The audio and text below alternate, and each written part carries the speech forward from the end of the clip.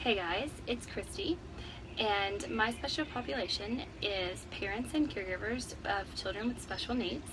And so I work with the children every day. I'm a speech pathologist, and we see kids who come in of all kinds of different spectrums of communication impairments. So as I work with the children, I do tend to notice a lot of things among the parents or their caregivers, because it's not always a mom or a dad who brings the child. A lot of times the children are in the care of grandparents, aunts, uncles, even sometimes cousins. We have a lot of adoptive parents who adopt kids with special needs too. So there's just, that's important to include in this population as well. So when you have a child with special needs, a lot of what that child needs becomes everything of your life. Your child is the focal point of your life, and you tend to lose a little bit of a sense of self, I think. And I'm also, just by seeing that they come to me and knowing that I am most likely not the only appointment that they have for that day. They might have physical therapy and occupational therapy, therapeutic writing, hospital visits, doctor's visits, specialists, and then on top of that, any of their other children that they have, and then just the regular things such as school and grocery store. They're just always on the go. So there's a lot of things that they have to balance out in their life. And also, one of the things that led me to this is what I think a lot of people might not realize, is that with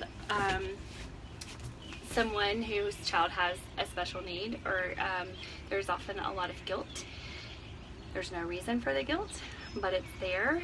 I can't tell you how many times I've been asked after the initial evaluation of a 3-year-old that's not talking, what did I do? What could I have done? What more can I do? All kinds of things like that. So there is a lot of internal guilt. And on top of that, there is a lot of external situations. It's just difficult living in society with a child who has a special need. Comparisons all the time. And then there's also a lot of families get grief from their family members, their friends, people who don't understand. Well, either your child doesn't have anything, you're being crazy, you're over responding, just wait, he'll get it, or you know, you're not doing enough. And a lot of times, these families also lose friends. Kids who have autism sometimes have some very difficult and challenging behaviors, and that can sometimes push people away. Not necessarily always for an ill intent, but that can happen. So I see these parents and these caregivers becoming isolated a lot. You can just kind of tell that sometimes they're just tired and they have nobody that they feel like they can talk to, and they definitely can sometimes be pretty weary. So that's kind of just a little bit of an insight of why I chose this population and what their needs may be. So our actual practice for this population is gonna, on the outward, look a lot like just a general beginner yoga practice. I do have a theme for the practice, which is grounding and balance. As I mentioned before, the parents have so much I feel like they need to balance in their life. And then with that, juggling and the tipsy-topsy stuff of balance comes the need for being grounded, for being sure and stable, because they have to be stable for their children. And so I kind of want to incorporate those feelings into the practice. The actual asana practice will be shorter than a typical asana practice, the actual movements, because when I think of this population, what I would really truly love to give them through yoga is the gift of rest. The practice, and I've invited them to create an intention for their practice. And for this practice, I actually encourage them that whatever word it may be, whatever phrase or whatever that intent may be, I encourage them to make it be about themselves. Make it be something that they are searching for, that they will need, that they will look for. It's not about thinking about their child today, they're thinking about themselves. After we finish that rotating cat-cow, we're going to transition into tabletop. We're thinking about alignment here, thinking about stacking our wrists beneath our shoulders, our knees below our hips. And we'll, from here, feeling that grounding through, still grounding there, we'll go through a few rounds of cat-cow here.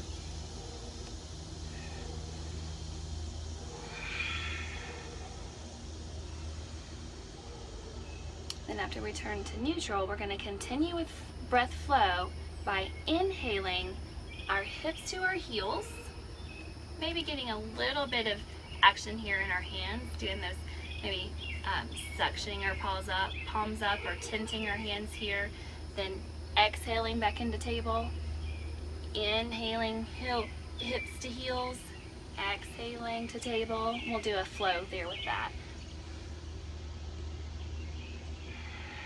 And on the last one, we'll bring our big toes together, knees to the edge of the mat, and really sink those heels, our hips back to our heels, stretching out our chest to find a nice child's pose there.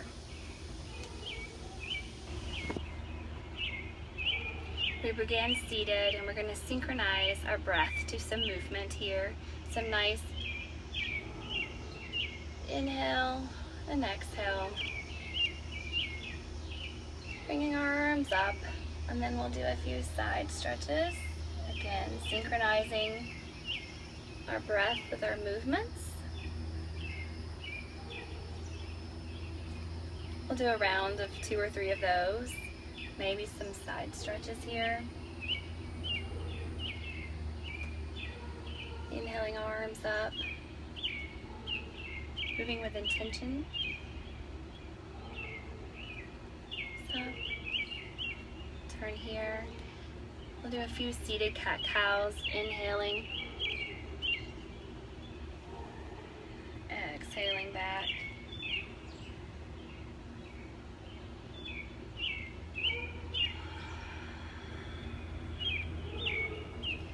Do a few rounds of those at our own pace. And then after we come back to neutral, then we're going to actually add that wonderful, Sharon's wonderful rotating cat-cow. I love it. And I love it because we're bringing a little bit of movement, but we're also talking about grounding a lot through our bottom. We're sitting, we're keeping our sit bones grounded on the mat. We're staying here. As we inhale and move to exhale. Then we're going to come up from our child's pose into table. Curl our toes, press our heels towards the floor, lifts our hips, and reach back for our first down dog. And walk it out a little bit. So a few breaths here. Then we're ready. We're going to walk our feet to our hands and actually allow ourselves to stay in this forward fold for just a little bit. Encouraging, perhaps bringing the hands to elbows, that ragdoll, finding that fold and that stretch in our back, and then rising to mountain. Oh, mountain. So here, vital part of our practice is mountain.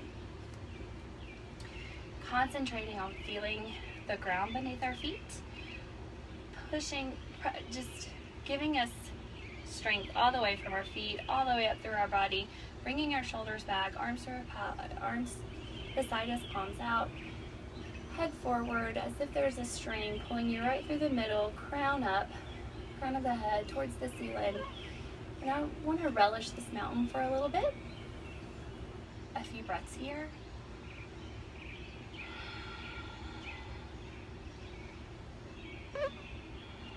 And we're going to talk about grounding some more. So we're going to maybe lift our toes, think about the 4 points on the bottom of our feet, and finding them. So we're going to lift our toes and lower, lift and lower, lift and lower, ground through. And then we're going to go back to concentrating on some balance here. So we're going to just kind of shift our weight from one foot to the other. We're not letting our foot come up off the mat. We're just shifting our weight. And then when we're ready, we're gonna leave most of our weight into our left foot and let our right foot just slightly hover off of our mat. We're actually also going to find something in front of us to set our gaze, thinking about these muscles here, our sides turning in towards each other, to our belly button, pressing towards our spine. Turning to mountain, grounding ourselves, maybe lifting our toes if we need to, sway, moving that weight from one side to the next until all of that weight is in the right leg. And we're going to just let our left leg hover. Finding our spot, finding our balance. We'll return to our mountain. Raise our hands up, overhead, forward fold. Nice halfway lift for this stretch here. Down again, forward fold up. And then up here, we're gonna clasp our fingers above our head, setting our gaze on our drishti again. We're gonna actually just raise onto our tiptoes for palm tree. Finding that balance, breathing, returning to find our grounding. We're gonna go through the same process, but this time grounding ourselves, shifting our balance, finding our weight on our left leg.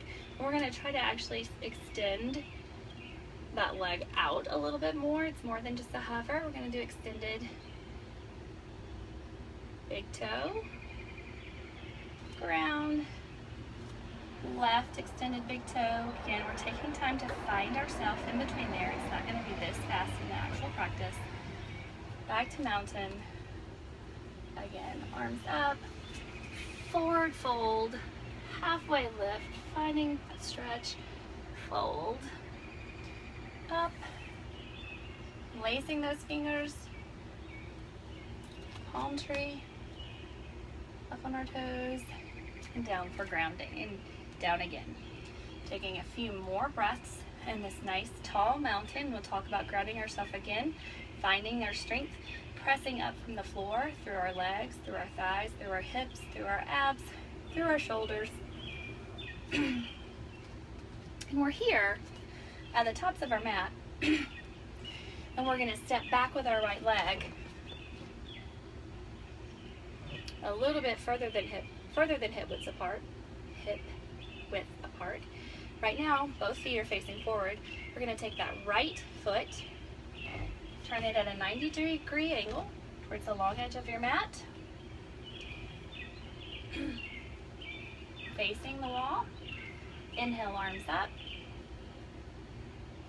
Exhale, arms down. Bend that front knee over making sure it does not go over that front toe.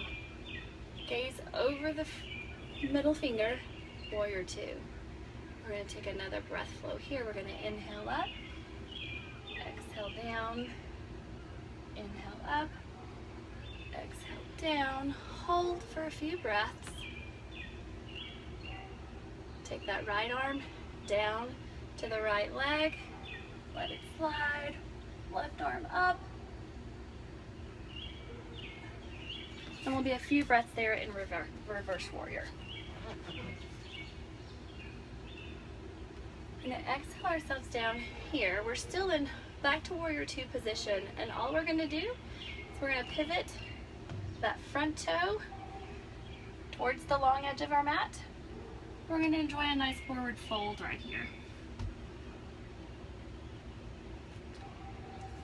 Thinking that our backs are nice and long, our spines are long, hinging at the hips, enjoying that fold. If we can, making contact with the ground. So we're grounding through our feet and through our hands. And we can rise back, inhale, arms up. Pivot that right toe now towards the short end of the mat. Bend that front right leg. Arms down, gaze over, warrior two on this side. Inhale up, inhale down, inhale Inhale up, inhale down. We'll hold for a few breaths here. Grounding, finding our nice strong warrior two. Then release into reverse warrior.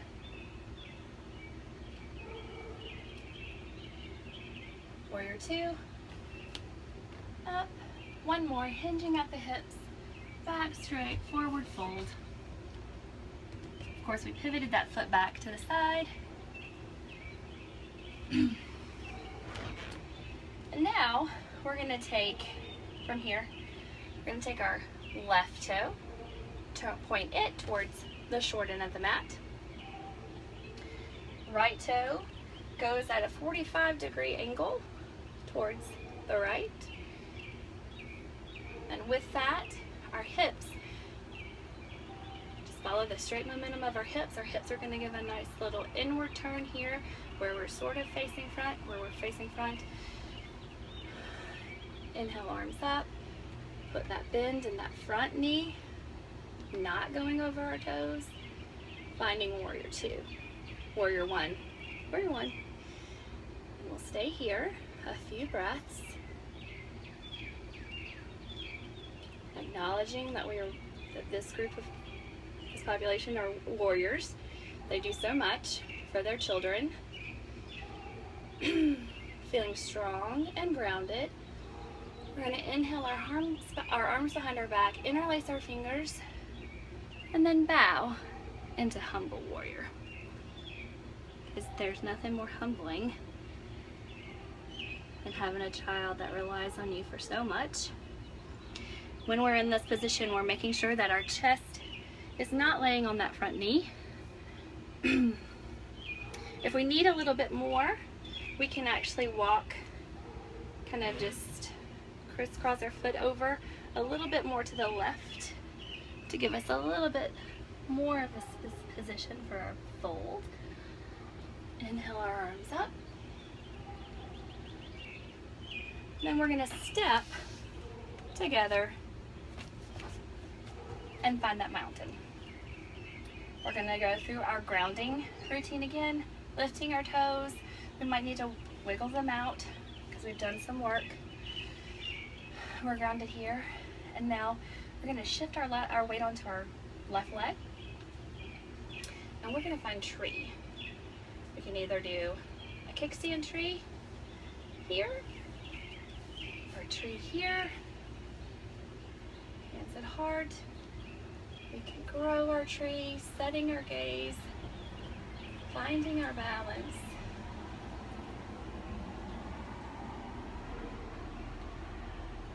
Returning, shaking out that mountain.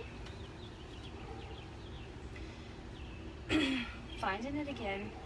And then we're going to step back on the left side with our left leg back. Finding our positions with our feet. We're going through this in the class. Back leg is at the 45-degree angle. Inhale, arms up.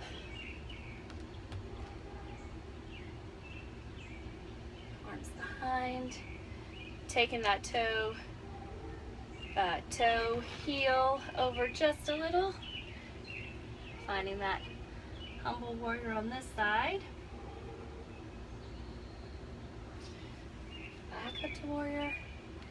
Step together. Ground ourselves.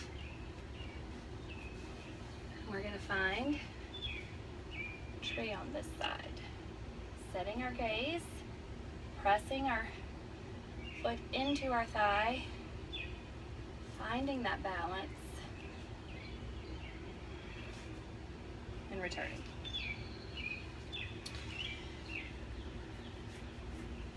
And then from here, I'm just kind of making adjustments as to where I am. So we're at the top of the mat. We're gonna inhale our arms up, do a forward fold, and we're gonna go to down dog again. From here, really kind of feeling the stretch that down dog can give us. Maybe we need to move our hips from side to side. Definitely probably bend one and then the other. Feel that nice stretch. And then we're gonna return back to table. And my favorite, we're gonna take our right knee to our right arm, right knee to our right wrist, flip that foot to the left wrist. We're going to enjoy a nice pigeon here. And we'll do pigeon on the right and the left. Back to tabletop. Maybe get that down dog again in there, or tabletop. And then just bring ourselves to lying on our back. We're going to bring those legs in and do some nice stretching, a good figure 4 there. Really feel that stretch. And then placing our back on the floor, again, feet flat on the floor, knees up at an angle, feet close to our hips, hands down by our sides, flat on the mat. And we're going to find ourselves a nice bridge. We're going to talk about our breathing, keeping our shoulders on the mat, pressing through our feet, lifting and lowering, lifting in our bridge and lower. And if we need to, we can inhale our arms up with our bridge and down. And then we come to a final bridge when we hold, feeling that, working those muscles from the back. And then bring ourselves slowly down. We're going to bring our knees in. We're going to reach, as we're laying on our back, reach for the outsides of our feet. Enjoy a nice happy baby. Maybe rocking them from side to side to feel that comfort on our back. Releasing into a supine twist right and a supine twist left. And then whatever movements we need to get ourselves ready for Shavasana. And then through Shavasana, I will lead them through a variation of Yoga Nidra, depending on what they need, making sure that they're comfortable and relaxed. And hopefully I can offer them just a few moments of rest and time for themselves. Thank you very much for your time. Namaste.